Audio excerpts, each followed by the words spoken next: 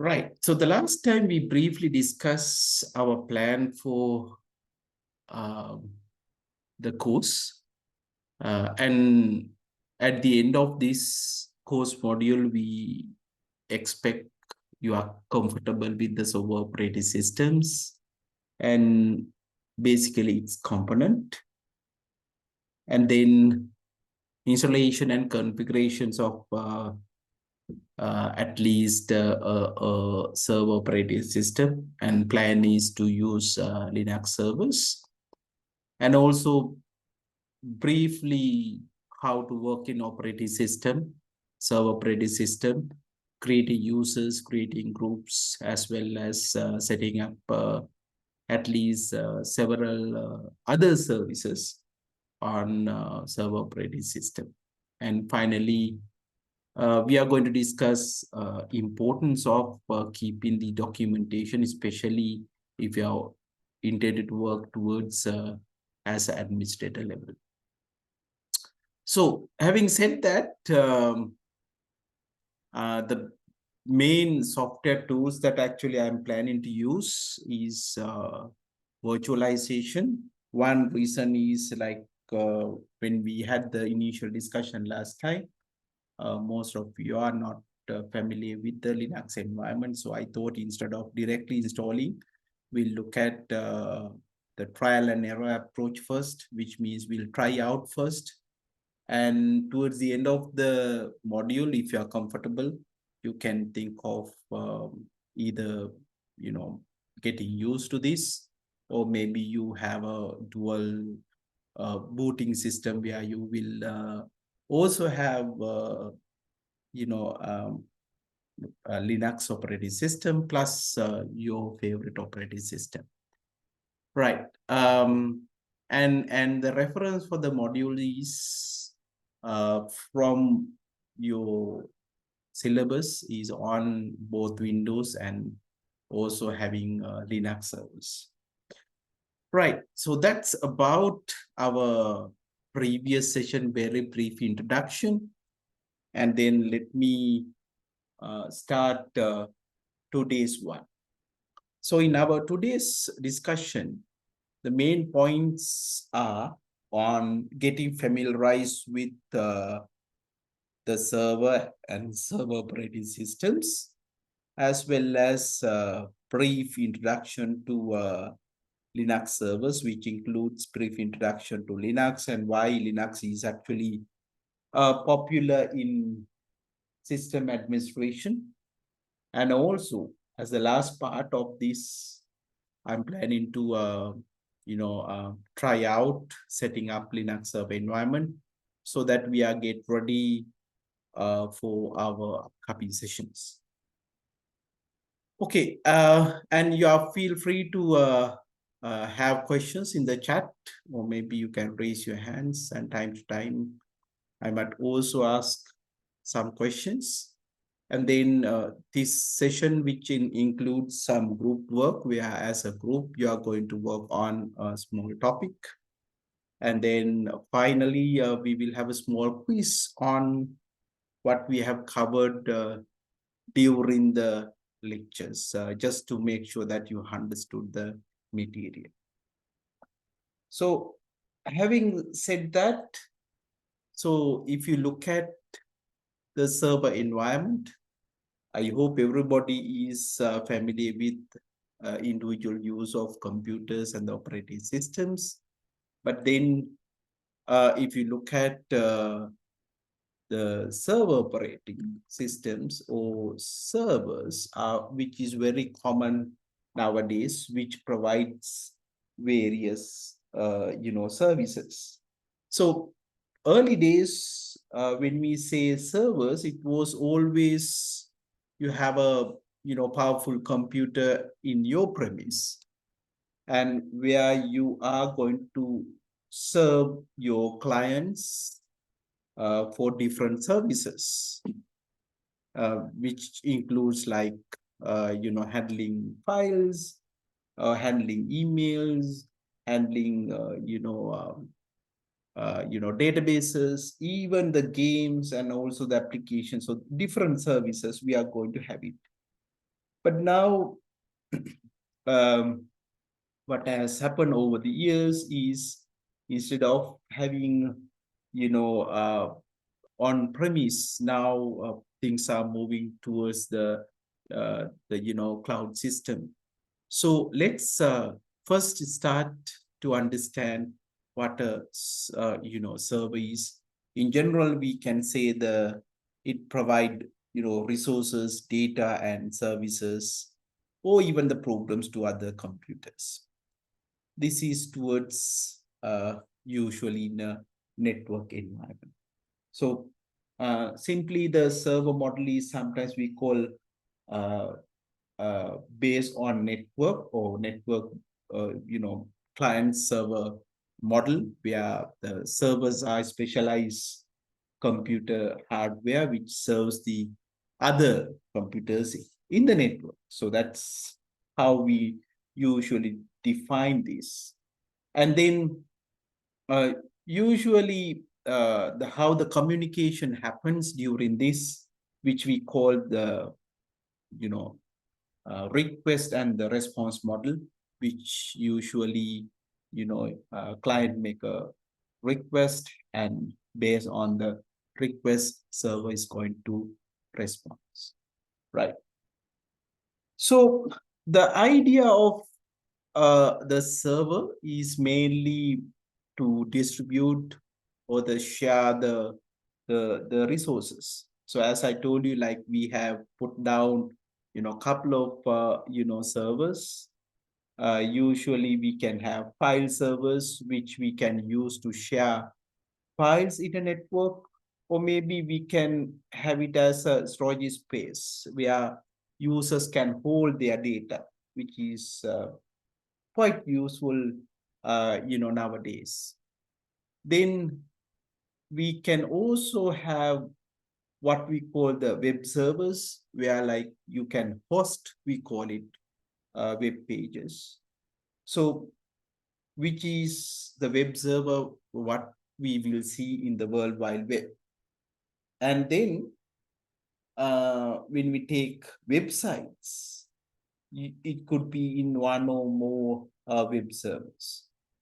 And at the same time, server can also have multiple websites. Then print servers, basically you can have a print server to share a printer in a network, which means otherwise you need to have like single printer for every. So in a network environment, it is essential to set up a print server. Then database servers, different types of databases are now possible. I mean, um, starting even from um, you know Excel sheets, in some form of data we gathered. And nowadays we should be able to have multiple different types of data in a single server. Although we discuss only these servers, there are many other servers. Most common ones are, for example, you can have a mail servers where you can set up email communication. And then you can also have virtual servers. For example, you can share hardware and software resources, which we will have. I told you, like nowadays, that is kind of a trend. Instead of you are going to have a physical server, that's what we will do. And then even you can have what we call the application servers. So that means you can have applications in the server, and then the clients can use using web app or some applications. You can connect to the application stored in the server computers. So then if you look at the role of a server, I think it's evident for us, it will play a crucial role in a network computing environment. So the sharing resources among clients is very important, and which enables efficient communication as well. So what happens in this, the server can act as a centralized resource or service point in a network. So as we can see, we have already discussed under this, it could work as a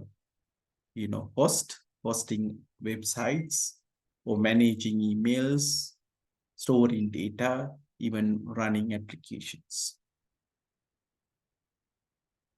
Right. Now that we understood the types of servers, so we could now talk about the different types of servers in detail. Right. Now, in file servers, I told you the purpose is to manage files and folders, and then file servers can be accessed by other clients in a network environment. And the features for file server will be, it will work as a centralized storage. And usually when you put the files in a server environment, it's always easy to keep it as a data backup and recovery. Especially these features could be supported within the server itself. And then you can also keep access control, which means that you can restrict the use of the resources depend on user type or level. And then also you can also share the file even across different operating systems. So if you look at the use case of these file servers, it could be you could be seen in office environments where people share documents.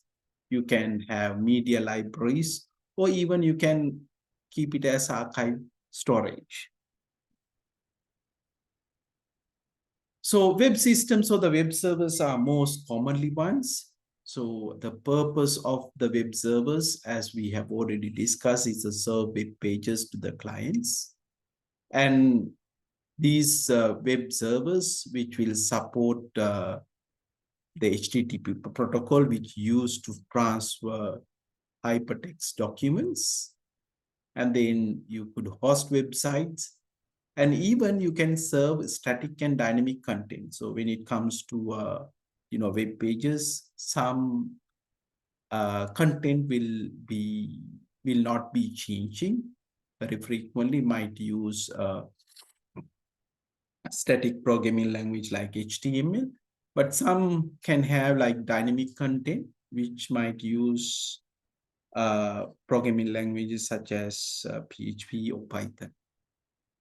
If you look at the web servers, which we look at the most commonly used one. Apache is one of the servers or server softwares we will use in setting up servers, engines, and also IIS. So the use cases for web systems are hosting websites, web application, and even application programming interfaces. Print servers to managing one or more printers, and also printing jobs submitted by the clients. The use of print is not just a print, but you can manage a queue, which means when several users try to access the printer, you can actually handle it as a queue, and the job is can put into the queue. And then all the drivers that you need to access the print also centralized. And also you can restrict, which is sometimes very useful in a large organization. You can restrict on print function, or you can restrict on the number of prints a particular user could use and what printers they could use and so on. Again, if you look at the use cases, you can notice that it could be used in offices, in education institutes, libraries, where this printing task is one of the common concerns. Right. Then database systems, as master students, I think you are very familiar with the data storages. So in that case, database systems or database servers are also very important in that aspect. The idea of using database servers are we can store, retrieve, and manage database efficiently. And features which will include the data storage, query processing, and then concurrency control, which means how multiple users could access the data. Maybe they might try to access the same data and so on. And then transaction management. So especially when you make an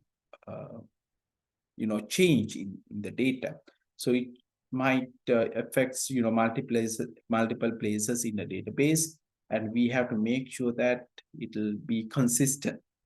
So the transaction management is also very important when it comes to database systems. Example database server system, MySQL, PostgreSQL, even the Oracle could be set up as a server environment where users can based on the access given to them, they can interact with database server.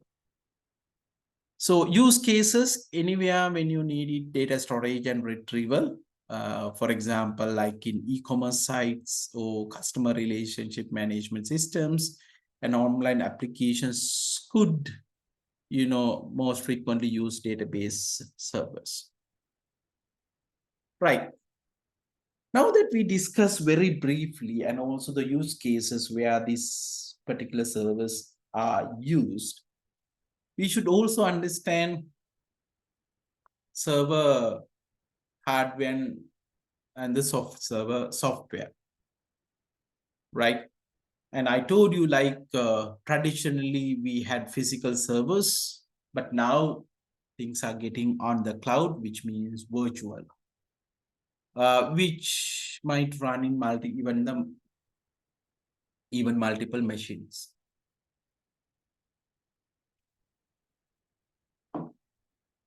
So together with the hardware, we have to use some software to work with different types of servers. In this particular case, this server software which determines what would be the server functionality. Now, Apache, I told you, is commonly used web server systems, and it is equivalent to Microsoft IIS. So the Apache is basically free and open source and could be running, any platform. And then you can also have, MySQL, and then Exchange server, which is usually mail servers, which uses it's actually should be Microsoft Exchange server, and also provides you the calendaring server also. Usually you can find this on Windows Server operating systems. Right. So when you talk about servers, we have to talk about both this hardware and software. So the combination of the hardware and software which enables server to perform a specific role that we have discussed earlier. Right. Is it important for IT, or I'll so rather as masters, those who are working or towards this. So in any infrastructure, if you look at, servers are like one of the backbones in any infrastructure, which you need to use them even with the very small businesses to global enterprises. And at the same time, the servers can be used to centrally manage, which also make sure the data integrity and also the resource allocation. So I hope now you understand. You need to have a good understanding about how the server functions, and anyone work in IT. Right. So I think you now got a basic understanding about servers, as well as why we need to use server, which especially in a network environment. Now, since we want to work focusing on server administration and the maintenance, the main focus should lie on operating systems. So I hope you have already done operating systems, but here we want to particularly focus on, server operating systems. Now, when you look at server operating systems, especially the software we use, or you can say it's a system software that you actually use to manage both the hardware and software.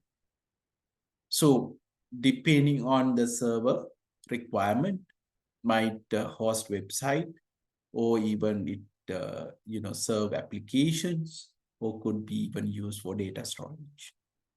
But which operating system is the question? Because there you will see, even with the when you look at different types of server operating systems available, you will see there are a lot of server operating systems that you are going to choose from. So the selection should be based on the stability, security, especially servers are vulnerable for attacks, especially from hackers and so on. Nowadays, the security is a prime concern, which is one of the concerns. Performance, because servers will serve millions of computers, depend on the demand, but each and every request should be catered within a stipulated time period, which is again a matter. And also the support, server support is also a prime concern, especially from the developer end, because servers are to be used by large enterprises which trying to cater millions of users. But whenever there's a problem in operating system end, the support is crucial. Right. So let's look at different types of server operating systems. We will briefly discuss Linux systems separately. But if you look at the server market today, how the server is,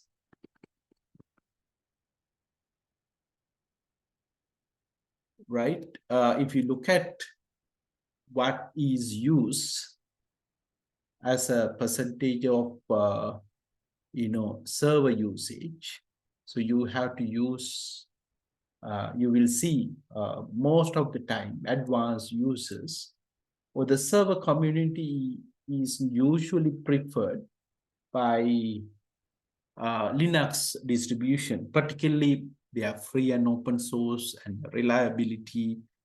At the same time, even the performance and security is, I think, one of the prime matters when it comes to servers, because you want to minimize the attacks coming from others or the software itself.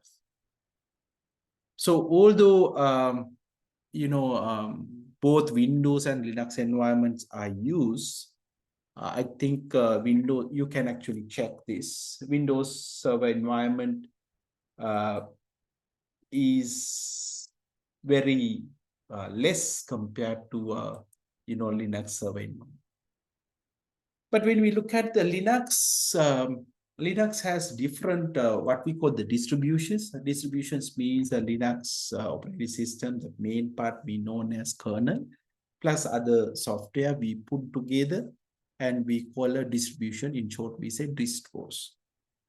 But anyone can create their own flavor. So you will see there are a number of Linux-based distributions could be used in a server environment. Here are some. One of the most commonly user-friendly one is called Ubuntu. For example, if you are a newcomer, I also recommend you can start with Ubuntu because it's now common choice for many.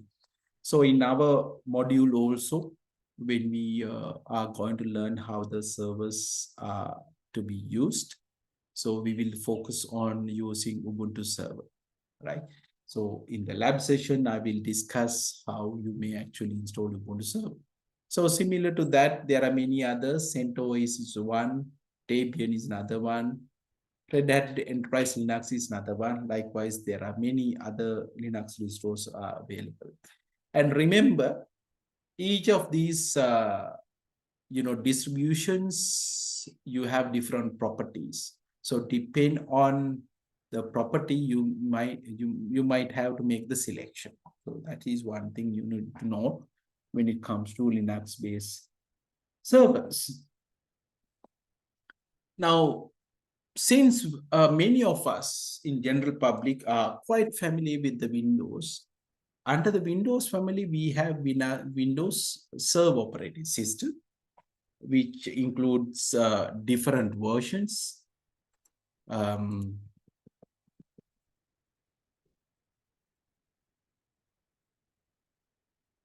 So the latest versions that we talk about is Windows Server 2022. That is the latest one that we can find out about the Windows Server system.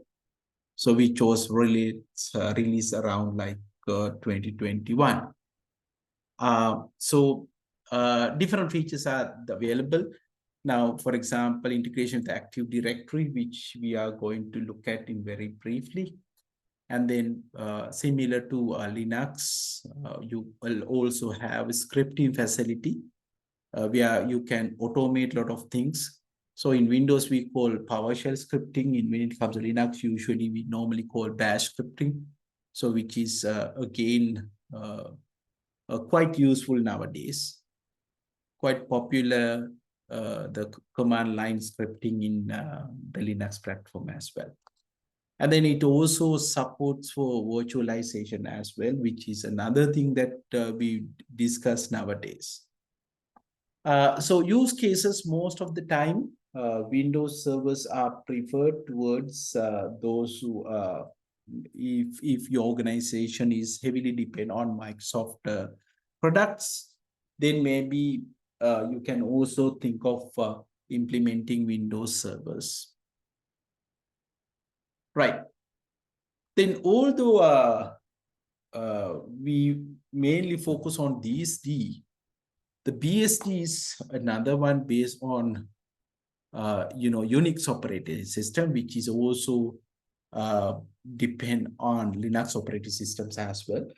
But these BSD variants are very popular due to high security. But when it comes to learning, it will be a bit difficult for a beginner. But these are the ones normally considered as the most secure system. Those who use BSD variants.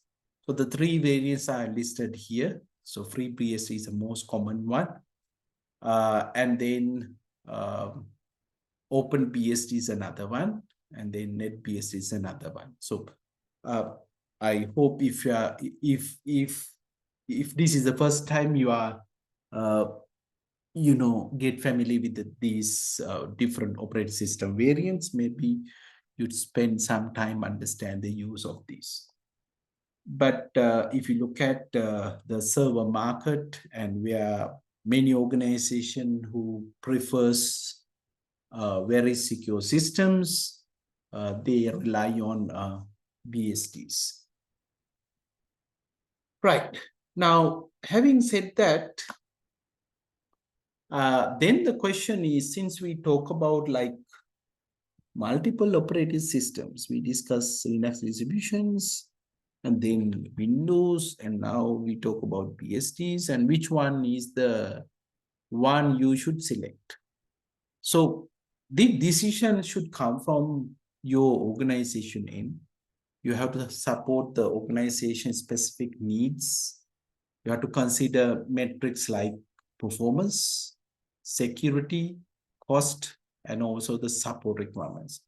So one of the criticism for the free and open source community is, although the software comes as a free and open source, usually many of these free and open source lacks the support, which is prime importance when it comes to an organization. So that's why the reason people might, choose some other products.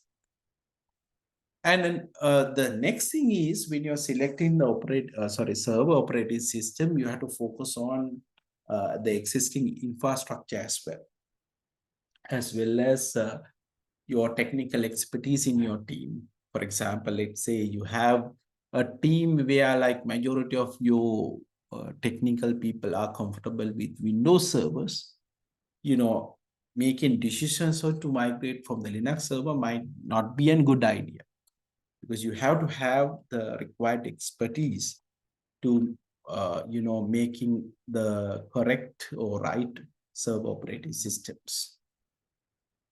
Right. And also, your server operating system should be based on what applications you are planning to run. So depending on application you are intended to run, you can decide which server operating system is best for your organization. So it's not just single decisions you have to make. So you have to look at your organization needs, and then also depend on your expertise you have at your end. You have to decide which one to use. Right. Any questions before we move on to the next part?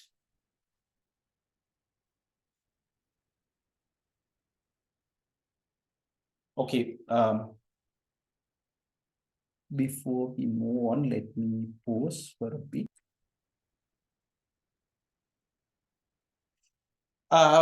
So I told you, actually we could, make a selection of whether we should go for Windows servers or the Linux servers.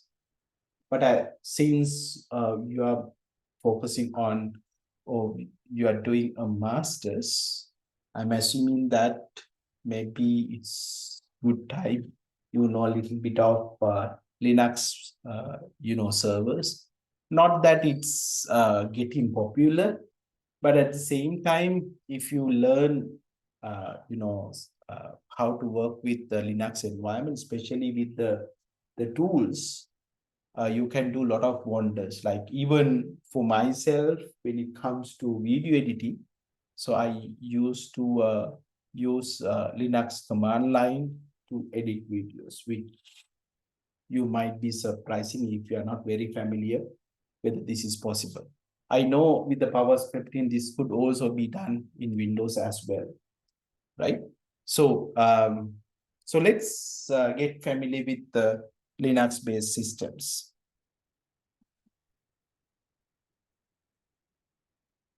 Right. Now, before we move on to Linux-based systems, we need a little bit about the background of what Linux is.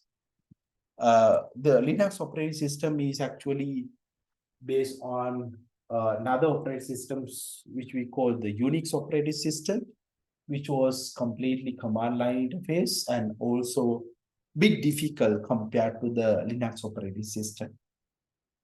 So the person actually who we invented the Linux started as a university student, and during his one of his project, he came up with rewriting Unix, and that's how the beginning of Linux. But if you look at why it is at least the popular in technical community, one is it's a free and open source operating system, which is one concern, especially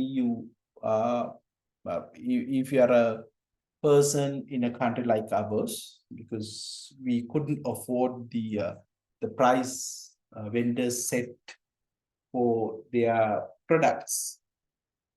And um, another point is, if you look at Linux, the Linux is everywhere. For example, starting from your mobile phone to the very high skill server system, like supercomputers, could be run on Linux. So it's very high customizable, and also very little known for any malware attacks. The attacks coming from the other software, uh, not like in Windows operating system. I'm not going to say that uh, there are no attacks coming from the software. There could be, but very little known to us. And uses of this, as I already told you, you can use Linux operating system in servers, in desktop operating system like Windows, maybe 11, like 11, we have a graphical user interfaces.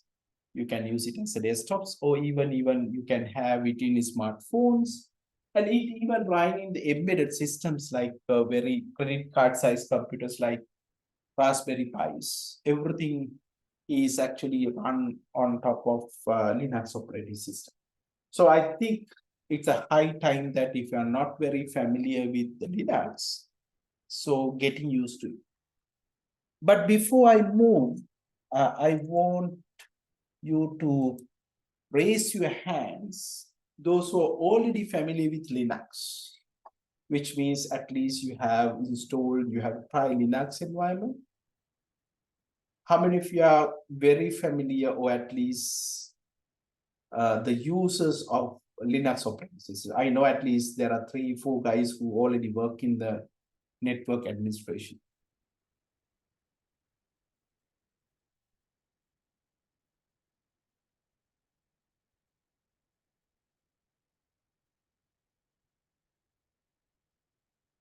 So there's a raise hand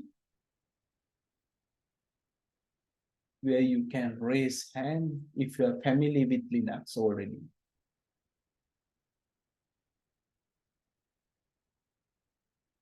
None of you are familiar?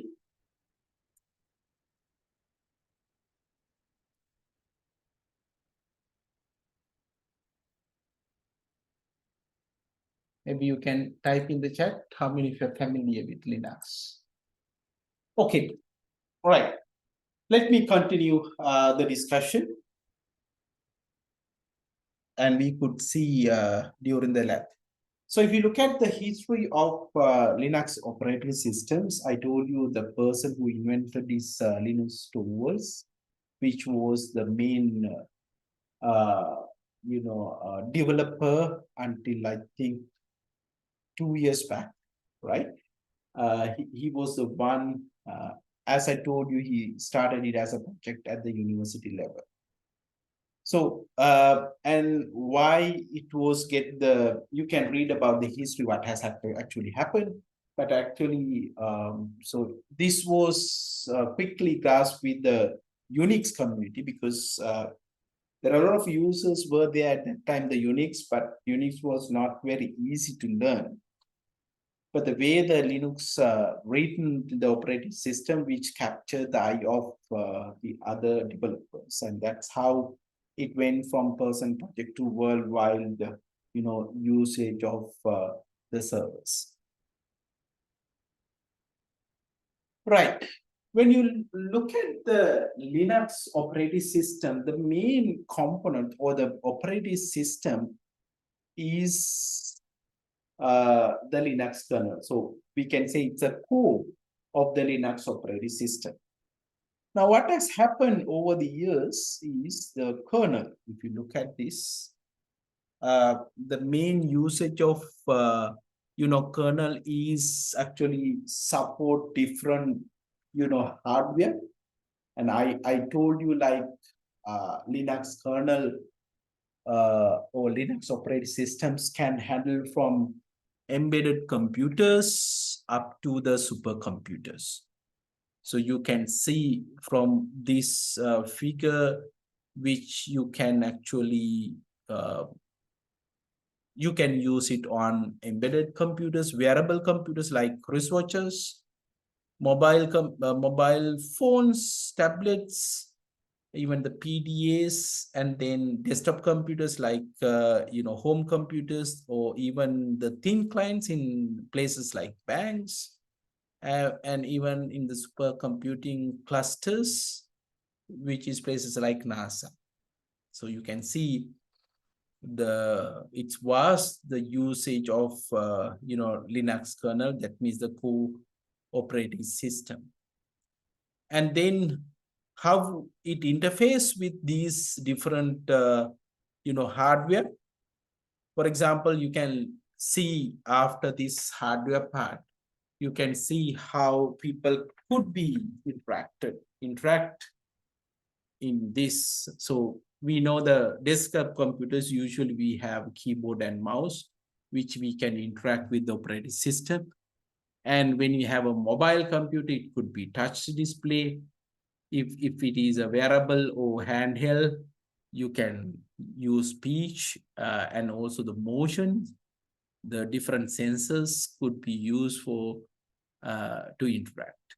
But then again, interestingly, which we are going to again talk about this, embedded computers and supercomputers that could be done in remote in the sense that since we are connecting the internet, we could control computer in some computer in another place, some other place in the world, which is we use what we call the secure shells, which I think we could discuss how we could do this, but that is possible.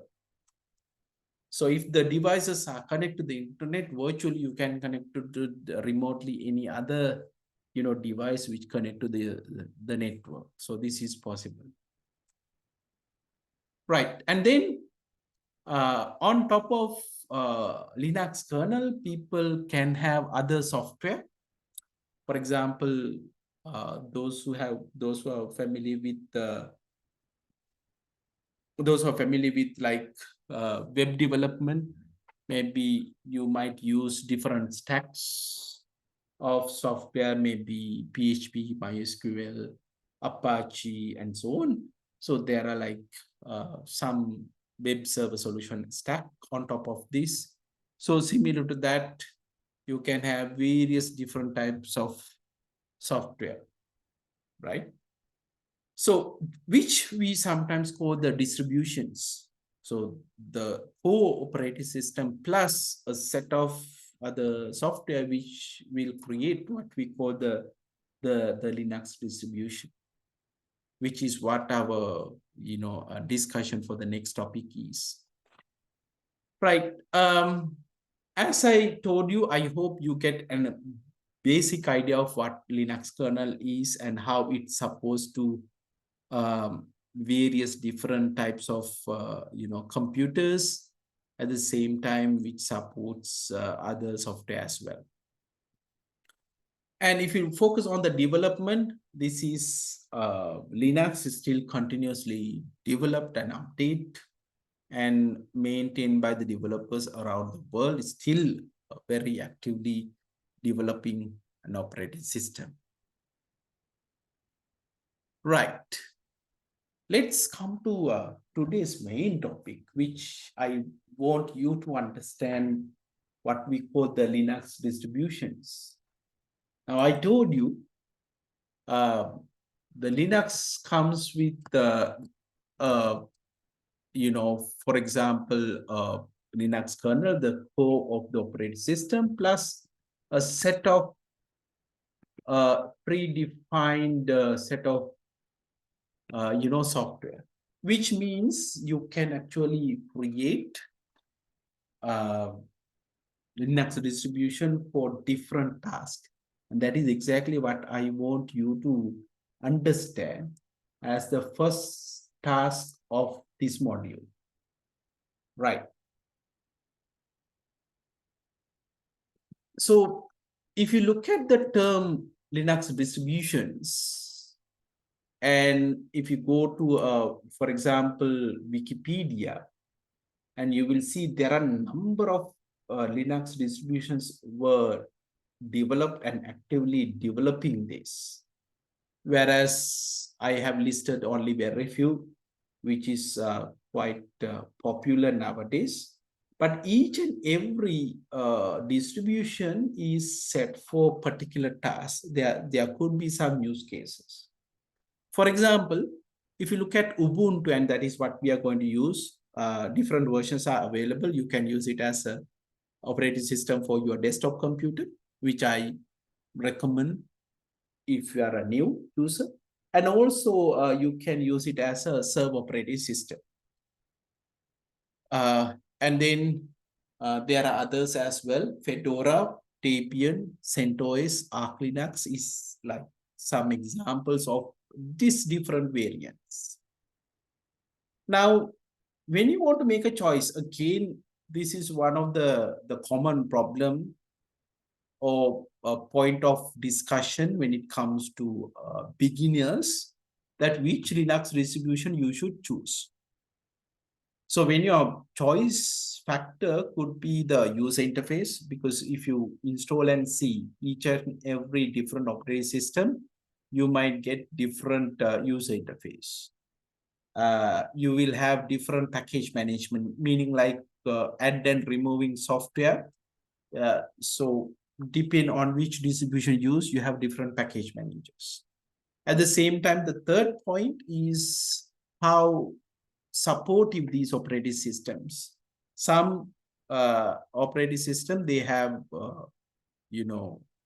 official support which comes from the developers. Some coming as an unofficial, which means the third party or third party development team which might support you. So your choice is totally depend on and different different users you can support, right?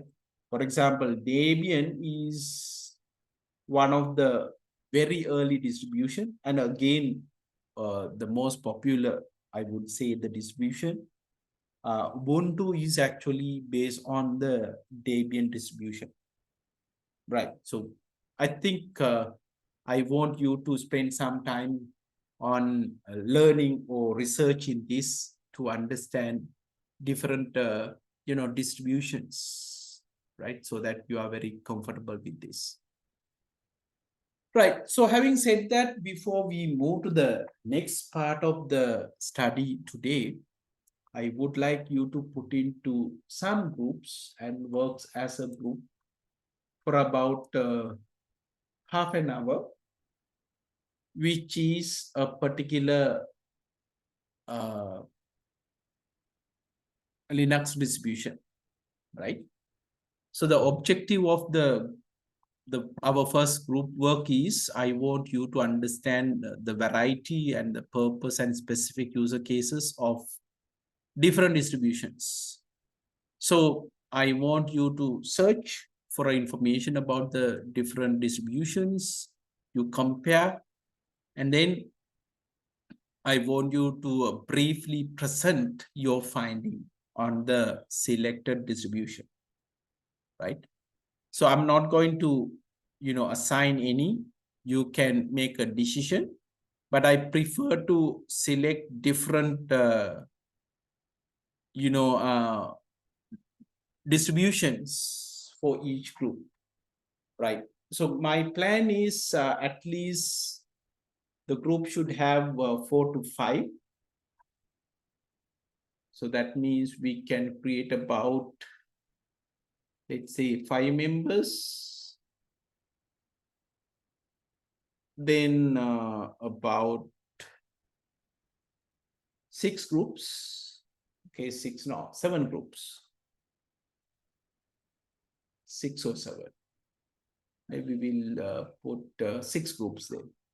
So I'm going to put you into 6 groups. Now the time is 11 o'clock. And we'll meet 11:30. Or if you need more time, we can discuss. By 11:30, I want you to select one of the Linux distributions. Like, for example, if I go to the previous one, okay, let's say it's about the Ubuntu, right? So maybe then I will select the first. Okay, so we said 7 groups, right? 7 groups.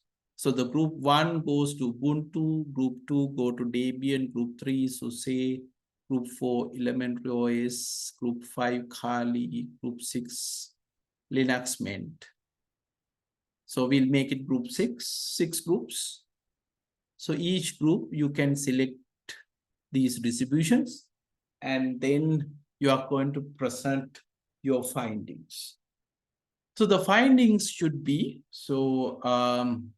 yes, key features and the benefits of the particular distribution, and what are the user cases, what industries actually using this particular one, and also how supportive those distribution are. There any official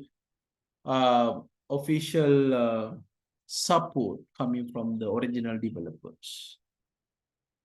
Any questions on this?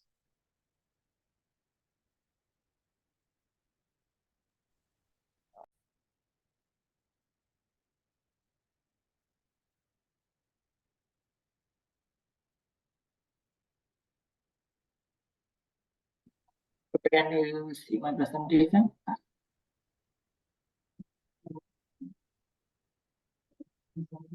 Hello? We can hear you and we can see your presentation.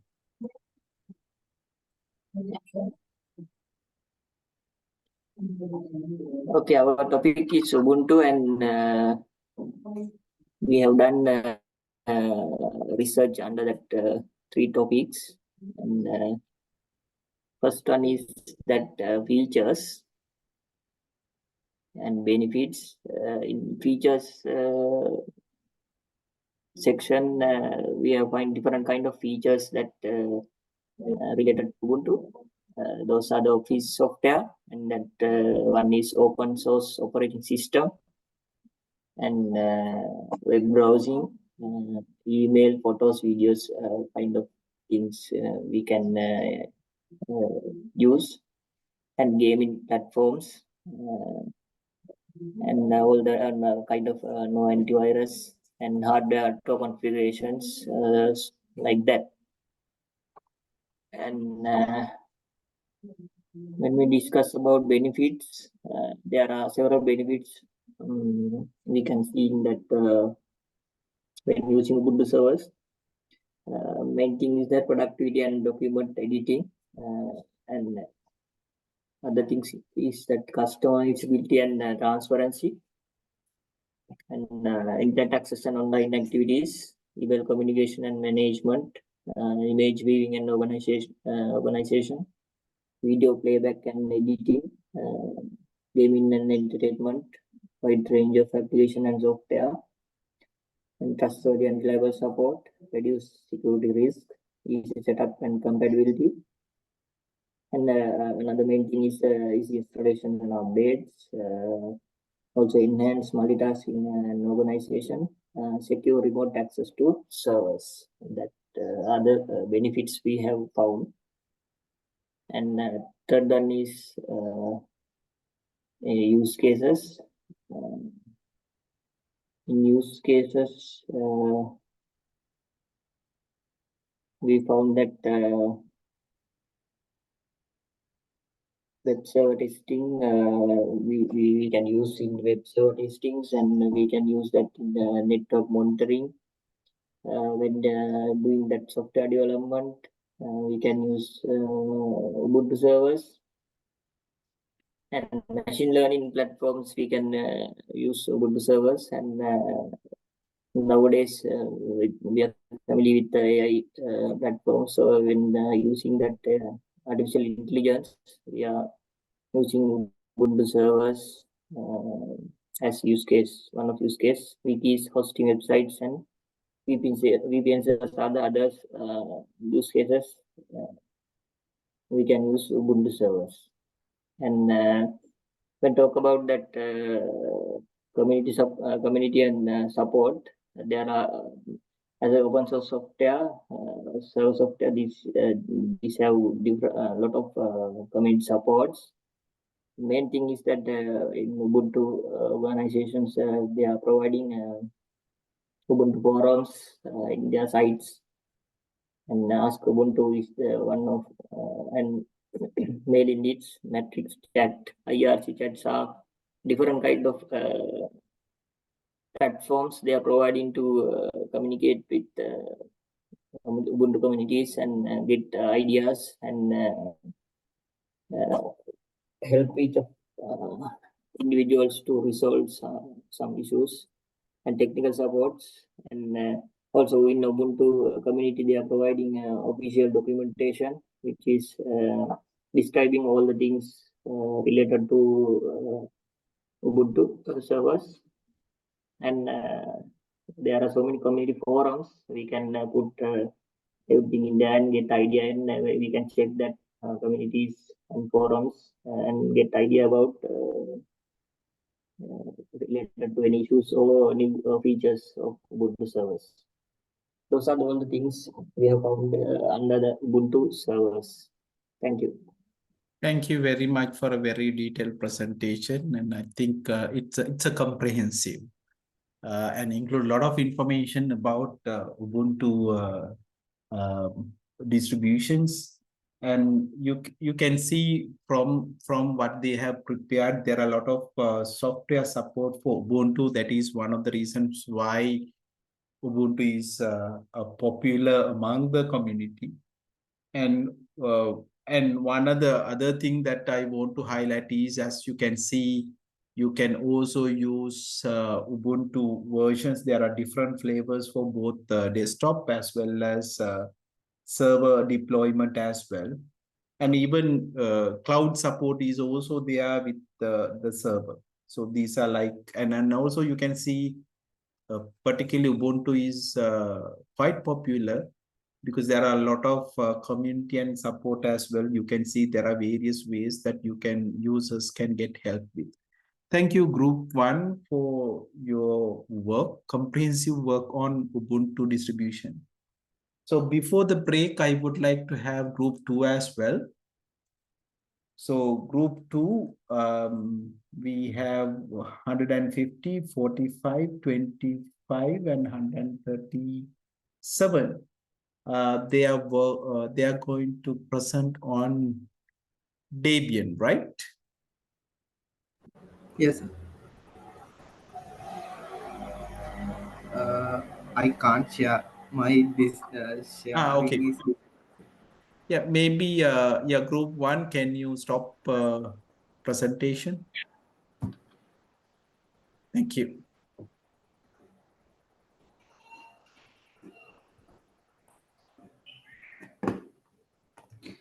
I think everybody can see me. Yes, we can see your screen as well as we can hear you properly. Thank you.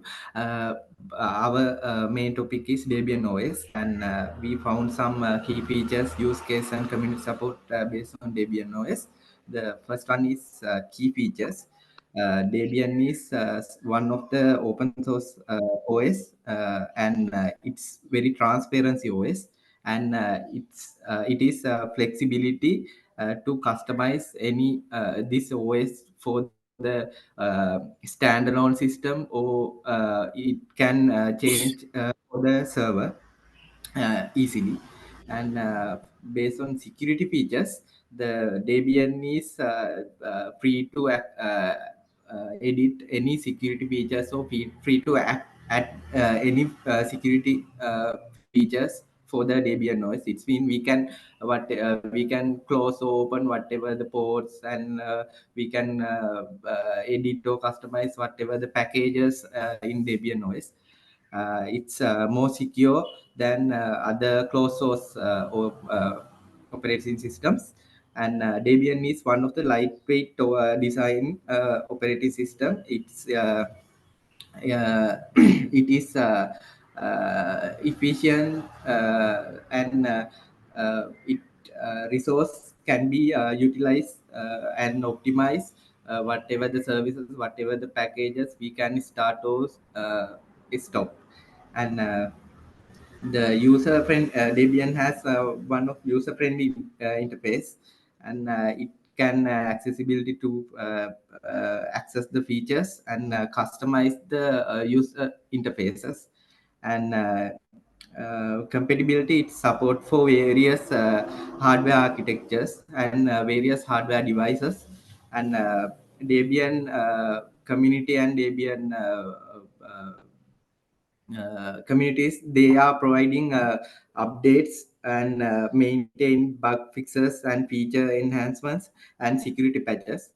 Also, the use based on use case, Debian, we can use personal computing for the it's mean the web browsing and documenting, edit multimedia, whatever your personal computing things. And Debian OS, we can use education purposes. It's mean classroom uses, and project purposes, and teaching coding and computer skills, that we can use Debian OS for these use cases. Also, the enterprise solution, workstation setup, server deployment, and uh, um, some Debian OSs used for some large scale server setups. And Debian supports IoT devices.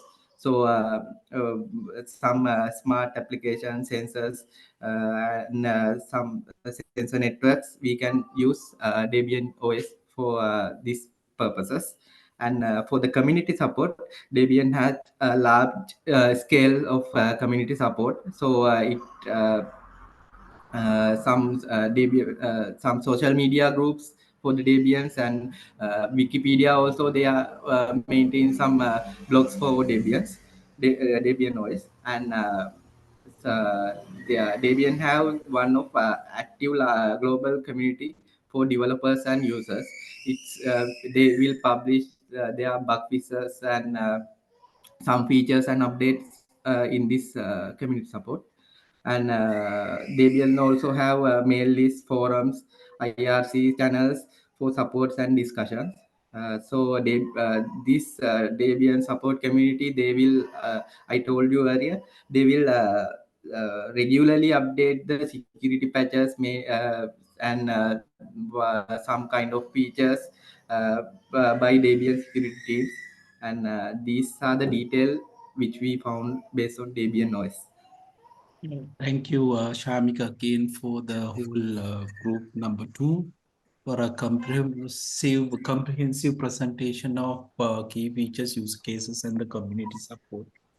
And one addition for this is actually a lot of other distribution are actually based on the Debian, which actually Debians provide the basis for other distributions as well. So that is one thing I want to highlight. And also common choice for server computers, especially focusing on that, or the advanced users who wants the worker stability. uh, and I think with that note, we will break for lunch. Now it's time almost 12 o'clock, so we'll meet 1 o'clock.